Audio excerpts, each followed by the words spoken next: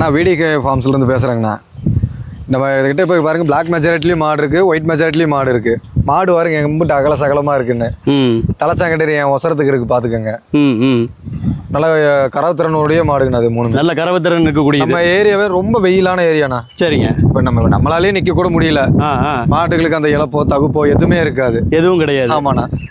சுமாராக சொல்லுங்களேன், நம்மகிட்ட நம்ம பண்ணையில் எத்தனை மாடுகள் இருக்கும், எத்தனை மாடுகள் சுமாராக எப்போ வந்தாலும் கிடைக்குமா எப்படி? ஆனால் எப்போ வந்தாலும் நம்மகிட்ட மாடு கிடைக்குங்கண்ணா. இப்போ 25 to 30 மாடு இருக்குது நம்மகிட்ட, ரெடியாக இருக்குது கொடுக்குறதுக்கு.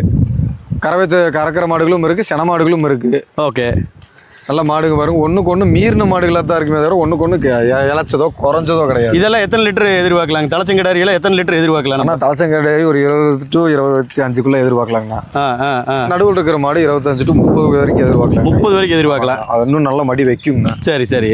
இந்த ஃபர்ஸ்ட் மடி இல்லாமல் இருக்குது பார்த்தீங்களா? ஆமாம். அந்த மாடு இன்னும் ஃபுல்லாக மடி வைக்கணுங்கண்ணா. அது இன்னும் 15 நாள் ஆகுங்கண்ணா. ஆகும். ஆமாங்கண்ணா. மட்டி நல்ல போன எப்படி பண்ண தேவைக்காகவா இல்லை வீட்டு தேவைக்காகவா, எதுக்கு உண்டான மாடுகள் நம்மகிட்ட அவைலபிள்? ஆனால் எல்லா தேவைக்குமே மாடு இருக்குங்கண்ணா. 1 எண்ணெய் 2 எண்ணெய் எல்லாத்துக்குமே மாடு இருக்கு. உங்களுக்கு ஃபார்முக்கு வேணுமா, ஃபார்முக்கான மாடும் இருக்கு.